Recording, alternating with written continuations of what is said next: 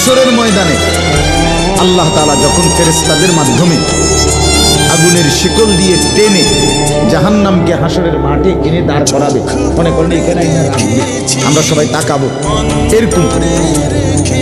হাসরের মাঠে যখন জাহান্নামকে আনা হবে, এই জাহান্নামের দিকে এক নজর তাকাইয়া হাসরের ময়দানের সমস্ত নাফরমান পাপী বেঈমান আবারও বলবে আল্লাহর কাছে, রব্বানা আখিরনা ইলা আজালিন করিব, আল্লাহ একটু সময়ের জন্য দুনিয়াটা আবার ফেরত দেন,